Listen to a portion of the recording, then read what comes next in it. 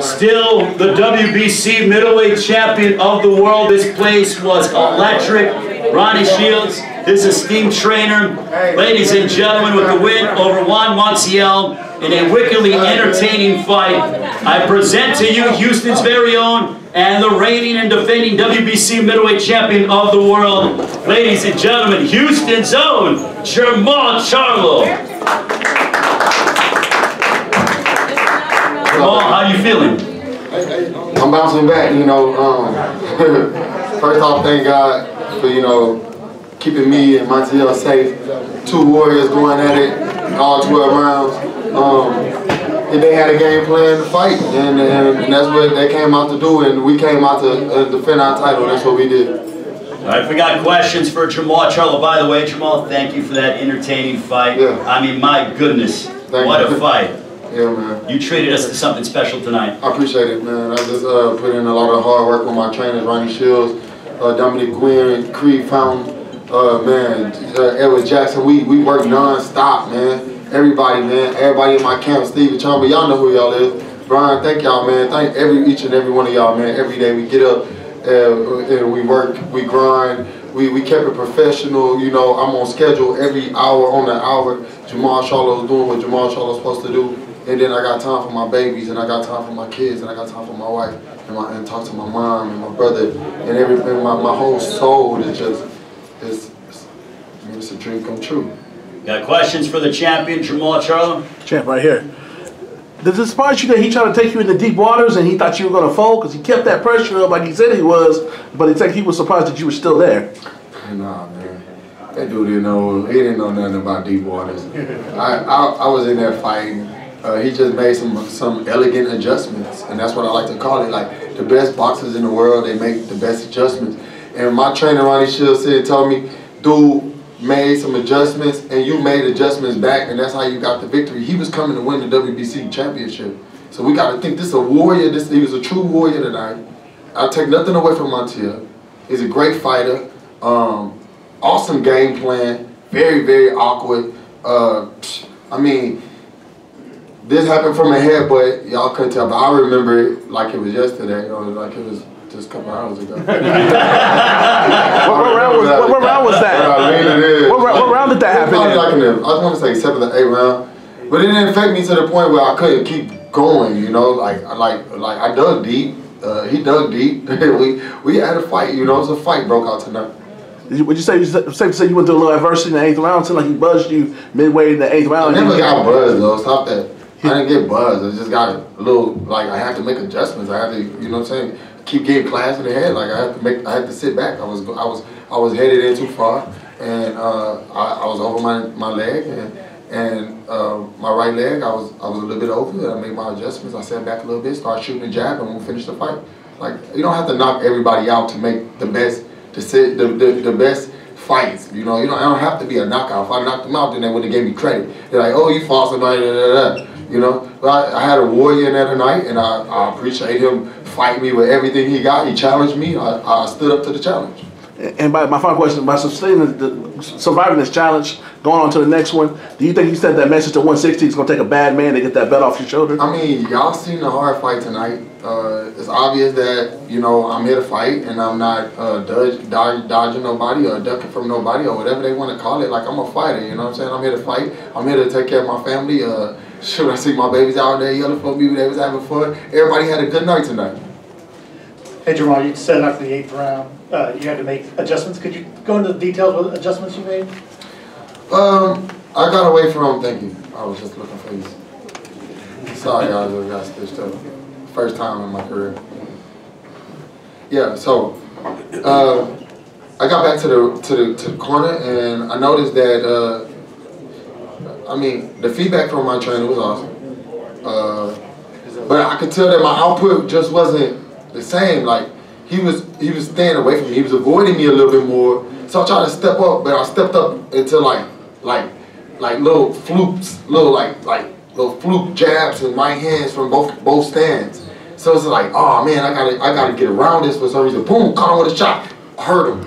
You know, damn near sent him out. But then you gotta kind of sit back because he's hurt and he's strong at the same time. So you gotta kind of remember, like, you You know, you got to be a fighter. You got to use your IQ, and that's what I did. I just like up my game, and I got the victory, and I'm proud of it. Like honestly, like it take a real fighter to fight through stuff like that, because another fighter would have stopped on me. We was going to the body, head, everywhere, like hitting the back of the head, whatever. Like you know, just stay smart.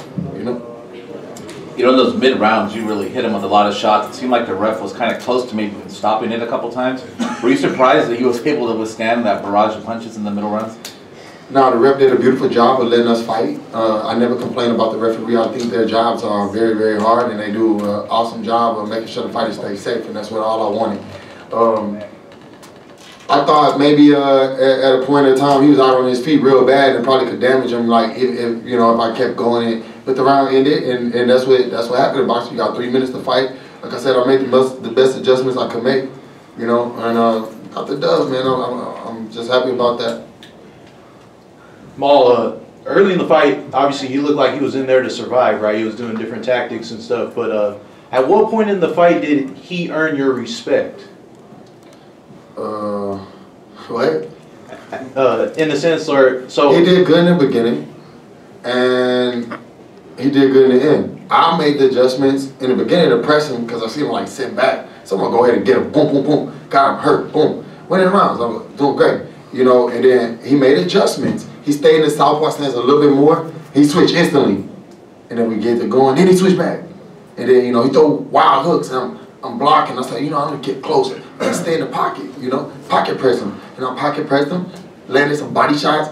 You know, and I honestly felt good. Honestly, I could have boxed like 5 more rounds or whatnot. But I mean, hey, he's a tough fighter. You know, tough competitor. Coach Ronnie Shields, real quick, what were you telling Jermall in the corner? And you know, it seemed like when Jermall was getting some pressure toward him, it's almost as if he went and he's like, okay, let me get back on that jab. Was that one of the instructions you told him? Absolutely. I think that, you know, I think Jermall heard him. Then, you know, the kid, he came back. Look, the kid was in great shape. And, you know, we're all seeing that. And so I thought it was best that we just get back and start boxing.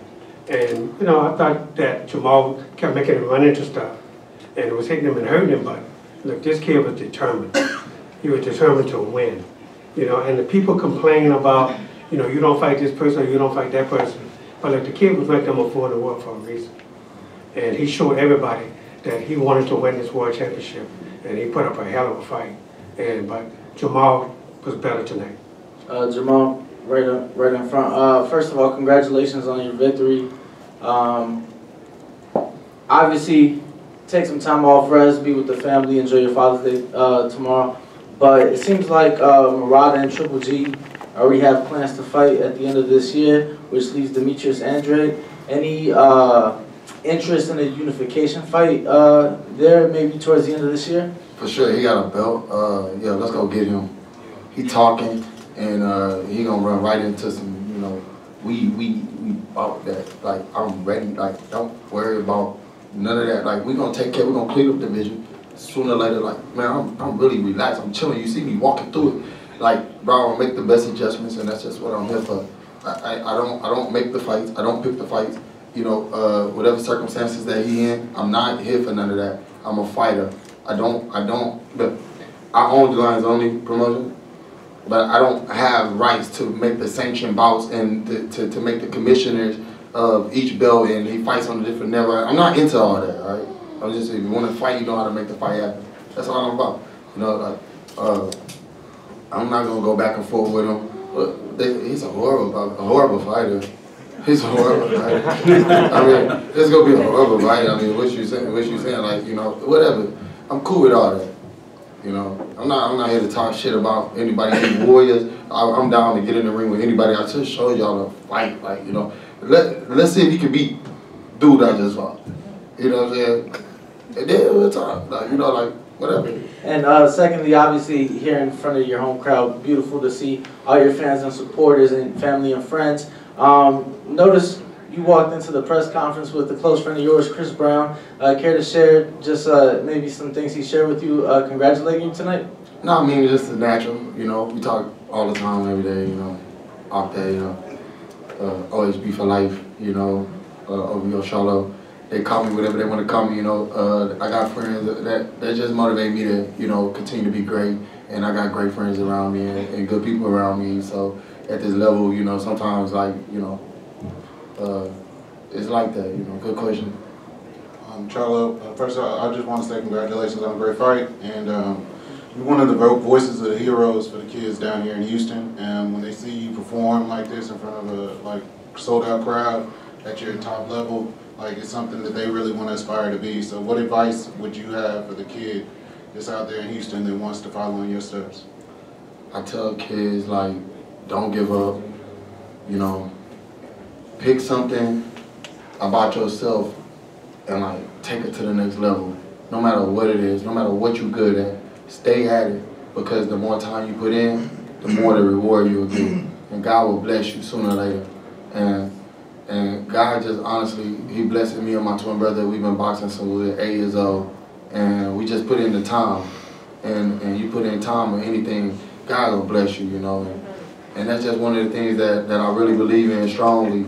That like we probably wouldn't be at this level if we don't feel like my mom and my dad put so much time and so much effort into. So parents, you know, you love your kids, you know, focus on them, put something into them, and let them strive to be the best they can be. And that's just what we do, you know. I do it for the kids, man. The kids, I love the kids, man. So it's just one thing. Steve Corino, Carolina Sports. Congrats, champ, on a great fight and your title defense. You talked about the stitches and it kind of being the first time in your career. You kind of say it with a smile a little bit. Is it almost kind of like a little bit of a badge of honor to have that in a fight and kind of persevere? I mean, you see how they walk in this press conference with no glasses on. You know what I'm saying? That's still pretty to me. You know what I'm saying? It's just, you know, it's just little war wounds, but you know, it's part of the game, man. Honestly, I'm okay with the decision tonight. I shut them out. I mastered the game plan. I did what I had to do to, you know, get the fans what they deserve. Every fan that came out, shoot, I seen smiling faces, you know. We got the Freedom Belt tonight. You know, I'm happy about everything. Like, I did it for my people. I did it for everybody who loved Jermall Charlo. Like, it's an amazing night of boxing, man. I had a warrior in there with me. He fought me, man. He ain't come to lay down, so I'm okay with that, you know. And my last question, you put the necklace over him afterwards. Just what was that moment like with you and him, and what did you tell him in that moment? I let him know, like, you know, congratulations, man. You made it through a fight. I got 22 knockouts also, you know. And you made it through a fight tonight with a warrior. And I made it through a fight with a warrior. And I congratulate him, man. Like, you know, we put our life on the line tonight. We did it. Good. Congratulations, champ, on your victory tonight. You've always represented Texas well. You know, you're one of the best, if not one of the top fighters in the world, you and your brother. You came out to Got to Be a G. I mean, you have the crowd rocking, you know what I'm saying? You showed a little bit more tonight as far as that Mexican style. You were in the pocket, you were banging to the body, throwing uppercuts, jab. I mean, you were boxing when you needed to, and you were slugging it out, giving the fight fans what it is that they came and paid to see, which was your showman. My question to you is in the 6th round, brother, you had him hurt, you had him rocked. At that moment, did you feel that you were going to get him out of there? Yeah. You know, we ran out of time. Like, I got him hurt at a you know, decent time in the fight. So some rounds be like that. So you know, I wasn't going for the knockout. Honestly, I was just going to fight. And he got hurt. He ran into some shots. I mean, Ronnie was telling me he was going to run into the shots. He ran right into the shots that we worked on. We executed the game plan. He switched up the game plan, we switched it back and made him fight our game, you know. And I beat him at his game, right? We beat him at his game. He's presser, awkward, going crazy. You know, we stood right in the middle, split him down the middle. Then as he tried to go down the middle, we went outside him, you know. Hit him with some court shots. I mean, you know, we had to be intelligent in there. If not, then the fight wouldn't have been so entertaining. And I honestly love the fight tonight. I'll go back and look at it and made a couple of mistakes, but overall, you know, I give myself a B+. I honestly thought I could have done some things to get away from those little floppy jabs and right hands that he was throwing from each stance. But hey, I really awkward, but he was strong at what he did. You know, fighter like I've never fought. I don't really think there's any more fighters like a what's his name? Montiel. No, Ricardo Mayorga style. He had like a Ricardo Mayorga style. Like he was like everywhere, but he was strong, you know. And like if he catch you slipping, he'll probably hurt you, you know. Hit me in the back of the head a couple times, back of the ribs. Like I knew it was just to get me off guard. I'd be like, threw some nice uppercuts. I mean, dude was taller than me. It was like nice. I liked the competition. You know, it was a good fight. I loved it. I'll be there to be a Mexican too, you know. Jermall Charlo, you know. Hey, we accept you too, Jermall. Hey, all right, the champ has got his family here. Before we let him go, happy Father's Day to you. You're a proud family, man. Houston, stand up for the middleweight champion of the world and still the middleweight champion of the world, Jermall Charlo. Thank y'all, man. Love y'all. Houston. Hey, we gonna do this again, I promise.